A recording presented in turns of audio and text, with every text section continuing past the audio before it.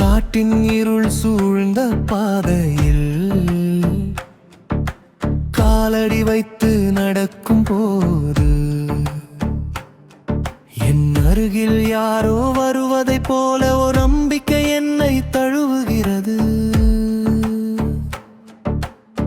அந்த நம்பிக்கையின் பெயர் ஐயப்பன். தடுமாறி விழுந்த தருணங்கள் தாங்கி பிடித்த கரம் நீ. தனிமை என்னை சுற்றி நின்ற போது துணையாக வந்த வரம் நீ. கண்கள் கலங்கிய இரவுகளில் கனவாய் வந்து ஆறுதல் சொன்னாய். மனமுடைந்த நேரங்களில் மௌனமாயிருந்து பலம் தந்தாய். எத்தனை கதவுகள் மூடினாலும் உன் அருள் கதவு திறந்தே இருந்தது. எத்தனை மனிதர்கள் விலகினாலும் உன் நிழல் மட்டும் என்னை விட்டு விலகவில்லை.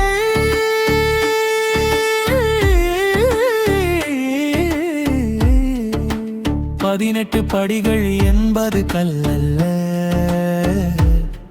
அது மனிதன் அகங்காரத்தை இறக்கி வைக்கும் படிகள். ஒவ்வொரு படியும் ஒரு பாடம்,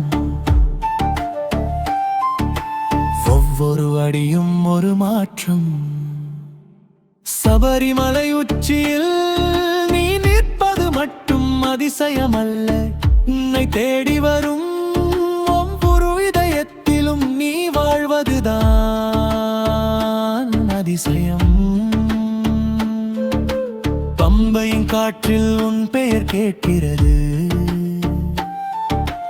காட்டின் அமைதியில் உன் குரல் ஒலிக்கிறது. பக்பரின் கண்ணீரில் உன் கருணை தெரிகிறது, அவன் சிரிப்பில் உன் அருள் வளர்கிறது. வாழ்க்கை என்னும் போர்க்களத்தில் தோல்விகள் என்னை சூழ்ந்த போதும் சரணம் ஐயப்பா என்ற ஒரு வார்த்தை என்னை மீண்டும் எழ வைத்தது. சரணம் என்பது ஒரு சொல்லல்ல, அது சோர்ந்து போன மனதின் நோய்விடந்து. அது உடைந்து போன நம்பிக்கையின் உயிர்ப்பெறும். அது இருளில் தவிக்கும் ஆன்மாவின் வெளிச்சம். மணிகண்டா, என் கண்ணீரை கவிதையாக்கியவனே, என் வலிகளை வலிமையாக்கியவனே, என் வாள்களை துணிச்சலாக்கியவனே,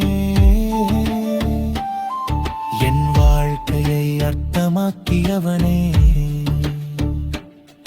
நான் கேட்பது செல்வம் அல்ல, நான் கேட்பது புகழும் அல்ல, எந்த சூழலிலும் உன்னை நம்பும் மனதை மட்டும் தா. ஏனென்றால்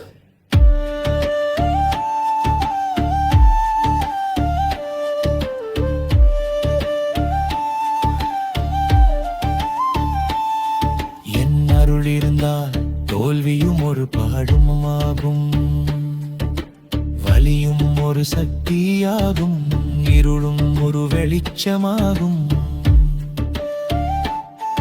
இன்று நான் நிற்கும் இடம் எதுவாகிருந்தாலும், நாளை நான் செல்லும் பாதை எதுவாக இருந்தாலும், என் உதடுகள் உன் நாமம் சொல்லும், என் இதயம் உன் பாதம் தேரும். என் உயிர் முழுவதும் ஒலிக்கும் ஒரே மந்திரம், சுவாமியே.